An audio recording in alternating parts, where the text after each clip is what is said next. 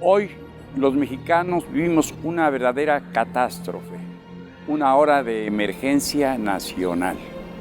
Está más allá de los quebraderos de cabeza cotidianos que cada ciudadano, que cada ser humano enfrenta cada día, de los soponcios en que a veces nos vemos, de las urgencias en que nos acorrala la necesidad, la escasez de dineros, de trabajo, de oportunidades. No, lo de hoy golpea, tiene que ver, llama a todos los mexicanos. Cae el agua que describimos hace unos días aquí mismo, desde el Congreso, cae el agua sin cesar, cae el agua casi sin pausa, cae el agua que se extiende. Afortunadamente, como en el caso de Coyuca de Benítez, no trajo viento que hubiera entonces acabado con una de las riquezas de esa región, que es la copra, que son las palmeras. Un mar verde maravilloso, productor de coco, productor de copra, que es la vida de los habitantes de esa parte de los arenales de Benito Juárez, de Guerrero, donde luego en Coyuca, donde se fueron los puentes y el propio presidente de la República y los reporteros y el pueblo, y se tuvieron que reunir a mitad del río como una novela que escribió el maestro Luis Espota, nada más que esa era de mojados, pero los mojados de los años 40 que iban allá a los Estados Unidos, los braceros que iban en pos de dólares para vivir mejor acá. No, estas aguas han acarreado grandes y acarrearán grandes males a nuestro país en esta hora. Afortunadamente, en el espíritu de los mexicanos y en el espíritu se muestra la fraternidad humana, esa buena parte en lo más recóndito de los corazones, en lo más fino del espíritu, en el mejor ánimo, tenderle la mano al de adelante, al que está rezagado, porque esas aguas lo han dejado desnudo. Lo he visto en uno, en dos, en tres, en cientos, en miles de desesperados. A esos desesperados está la respuesta de los que tienen algo que dar o algo que pueden donar. Es la hora de la gran solidaridad nacional. Participen en ella. Vengan, como le están haciendo los diputados. ¿Qué fondos destinar para la reconstrucción y qué dineros donar para aliviar el dolor inmediato, salvaguardar las vidas, resolver el hambre, prevenir enfermedades, epidemias terribles que pueden caer sobre más de la mitad del país? El 70% quizá está atravesando esta gran emergencia que quita la voz, de verdad, que conmueve, que enternece, que hace a uno sufrir. Bueno, ni aquel manager de los boxeadores que decían el tormentoso, don Arturo Hernández el Cuyo, sería feliz siendo tan tormentoso como era. Es la hora en que se trabaja aquí por la solidaridad de los mexicanos y por el bienestar de estos, que en esta hora de agua, en estos días de diluvio casi nacional, pero a todos nos sabe amarguísimo. Esta es una agua amarga, esta es una hora amarga que solo el buen ánimo, la generosidad y el desprendimiento pueden aliviar. Hasta la próxima. Miguel Reyes Razo, servidor.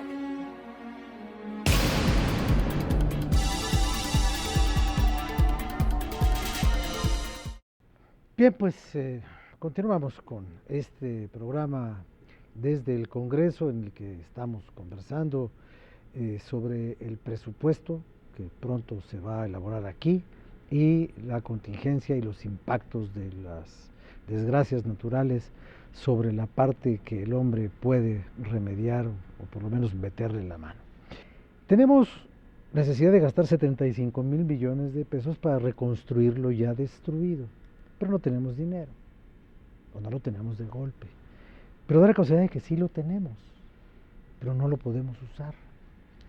¿De qué le sirve a este país tener 120 y tantos mil o 130 y tantos mil millones de pesos en las reservas del Banco de México, que son titulares luminosos en las páginas de los periódicos desde hace ya varios años?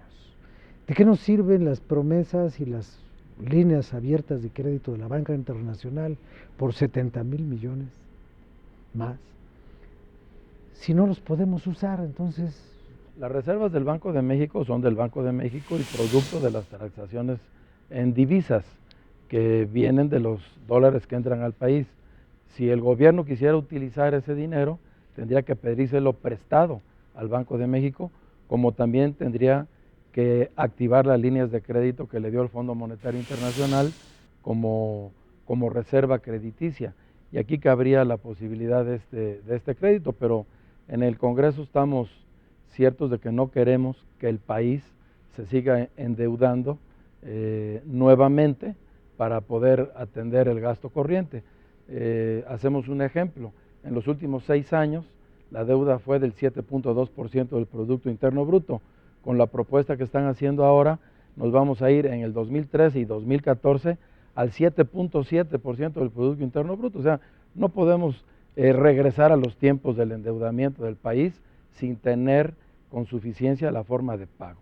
Ahora, lo que sí es importante, efectivamente no hay recursos suficientes en México, pero si nos volteamos a buscar la eficiencia en el gasto de todas estas obras que se requieren en el Fonden, podemos reducir seguramente. Tampoco estoy muy cierto yo de que lo que se requieran son 75,000 millones de pesos. ¿Quién lo ha dicho? Si todavía no se evalúan los daños correctamente y todavía no se sabe de qué tamaño fue el golpe de agua que nos dio en el país por todos lados. Lo dijo el buen cubero. No sé quién sea el buen cubero, Ojo pero de buen cubero, pues el buen cubero, la verdad, puede estar equivocado y entonces no podemos hacer cuentas simplemente a ojo del buen cubero. Lo que tenemos que hacer es esperar que el agua tome su nivel, que se vea verdaderamente cuáles fueron los daños y que hagamos un presupuesto adecuado de cómo se va a reparar todo lo que sucedió. Lo que sí es cierto es que ya está, la primera parte del Fonden es otorgar despensas, dar apoyo a las familias de que requieren de inmediato sus viviendas, sus enseres domésticos, su ropa, su modo de vida, y luego tendremos que entrarle a la parte de la infraestructura que seguramente a repararse será lo más importante. La más cara y la más... diputado Huerta, usted dice que este presupuesto es una aberración, pero finalmente quien decide que ese presupuesto exista o no exista es la Cámara de Diputados, ni siquiera el Senado. Lo que yo siempre he sostenido que el legislativo está supeditado y subordinado al ejecutivo. El PRI, el PAN y hasta el PRD ahora hacen lo que les dice el presidente en el pacto contra México. Dijo hace rato también. Pero yo lo que quiero decir es que sí hay recursos. Hay 4 billones de pesos y eso no lo había hace 12 años. Había menos de 1 billón de pesos. ¿Qué sucede? Que todos se lo clavan. Hay que ser muy claros. El Fonden de 1999 a la fecha ha ejecutado 150,000 millones de pesos. Hasta la responsable del gobierno panista está inhabilitada un tiempo y castigada por cómo se lo robaba. ¿Por qué? Porque solamente el 1% de esos 150,000 millones de pesos los usaron para atención a damnificados. El 70% se utiliza para infraestructura, en particular carreteras. Y obviamente ahí está la historia de la autopista del Sol, del Salinato, bello ejemplo de cómo se roban el dinero en este país. 0.01% para proyectos, cuando debería haber del 1 al 2% en proyectos. Nula supervisión, porque obviamente es donde se roban el dinero. Es evidente que los 75,000 millones que hablan las aseguradoras, que ellos nada más van a pagar del 10 al 20%, que entre paréntesis hemos estado exigiendo que se den esos informes ahorita, porque evidentemente en medio de la crisis de los damnificados no hablan sobre esto, qué estaba asegurado, qué no estaba asegurado. ¿Por qué? Porque en una emergencia se rompen los candados de la transparencia. Por la lógica de que hay que resolver los problemas, todo va a los compadres. El gobernador de Veracruz llama al gobernador de Oaxaca para que arregle los problemas de Veracruz. El de Oaxaca llama al de Veracruz. Peña Nieto le da a sus empresas los negocios que hay atrás de las fases de restablecimiento y recuperación. No se necesitan tantas reformas, en el presupuesto hay recursos, nada más que no se los roben como acostumbran o lo malgasten como el avión de Peña Nieto, 7,000 millones de pesos. Para el Fonden, 14,000 millones de pesos. Diputado José Luis Márquez, a ver, ¿hay o no hay dinero? ¿Se puede o no se puede atender la emergencia? Bueno, la emergencia se está atendiendo y hay recursos, ya se liberaron 2.500 millones de pesos y están por liberarse más recursos. Del programa emergente del presidente de aceleración del presidente Enrique Peña Nieto, en donde se trasladan 27.000 millones de pesos a los estados en obras de infraestructura que autorizamos para este ejercicio 2013 y que reconociendo que la federación no tiene la capacidad de ejecutarlos, se los trasladó a los estados para que ellos los ejecuten, porque son más ágiles sus trámites de licitación y de asignación de obras de infraestructura, son para todas las que autorizamos. Y ahí se incluyeron 5.000 millones que no son los que nosotros asignamos para las obras de pavimentación para cada municipio, sino son otros 5.000 millones que la Secretaría de Hacienda destinó para fondo de pavimentación, porque es la forma más rápida de ejecutar obras. Y estos ya se destinaron, ya no al fondo de pavimentación, pero quiero comentar que no es el que nosotros habíamos asignado, si son otros 5.000 millones, estos se están destinando ya al Fonden. Entonces sí hay recursos y el presidente Enrique Peña Nieto ya lo anunció, que una vez que tengamos lo estimado de los 18 estados de la República Mexicana, más Jalisco, que está en el trámite también de que entre a los estados en desastre, se enviará una modificación al presupuesto de egresos de acuerdo ya al diagnóstico que se haga de cada uno de los estados y de los demás 309 municipios, que son los que hasta ahorita están declarados en desastre y que todavía hay otros en proceso. Entonces, una vez que tengamos este diagnóstico, conoceremos el presupuesto que enviará el presidente a la Cámara y será nuestra responsabilidad, ¿no?, darle presupuesto. Muchas gracias. Diputada Huidobro, dijo hace unos días en Acapulco el presidente que no se iba a permitir algunas cosas. Una, no se iban a financiar ni a subsidiar reconstrucciones de vivienda en zonas de riesgo. No se iba a permitir intermediación política de agrupaciones que acaudillen a los vecinos y que la ayuda se iba a dar casa por casa y familia por familia. ¿Eso a qué le suena? Me suena que el gobierno municipal de Acapulco está haciendo su trabajo. Hay en la zona Diamante muchas construcciones irregulares. Hay familias completas que lo perdieron absolutamente todo, que inclusive siguen pagando su propia vivienda, es decir, que todavía tienen créditos para poder, o que tienen un crédito vigente para poder pagar su casa, exactamente, y que esa no la van a poder vender, no la van a poder rentar, no van a poder hacer nada con ella.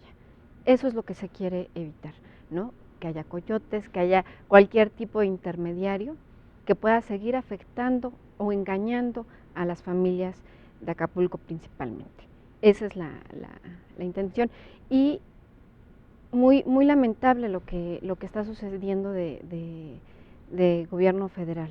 De manera concreta de la Secretaría de Desarrollo Social, al decir que todo exclusivamente es o fue la entrega de despensas y demás, que todo ha sido a nivel federal.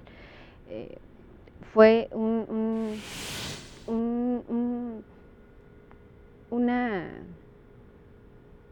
una ayuda de los 3 niveles de gobierno, tanto del gobierno municipal, del gobierno estatal y del gobierno federal.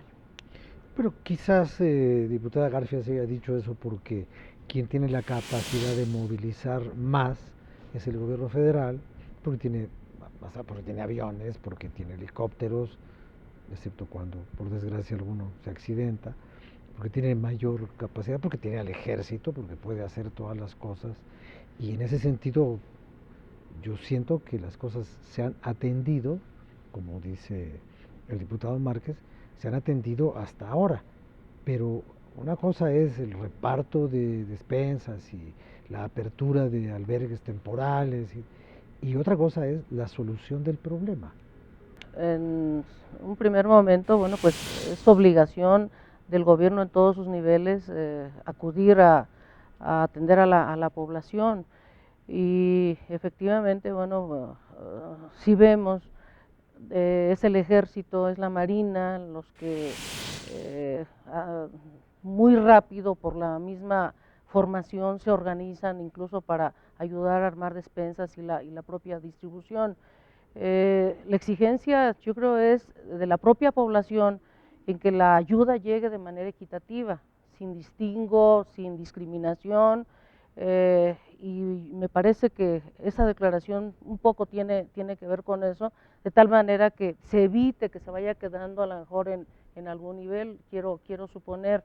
Entonces la exigencia de la gente es que no se queden en bodegas los recursos, que si bien una parte viene de los 3 niveles de gobierno, otra sí, muy importante, ha sido con la voluntad de la gente. O sea, se ha hecho acopio de víveres, Cruz Roja, en el Zócalo, en las plazas de los diferentes municipios o entidades, y hay que garantizar que llegue de tal manera que sigamos alentando la solidaridad que hay de los mexicanos en esta circunstancia, y la garantía de que llegue efectivamente de manera responsable a quien verdaderamente lo necesita.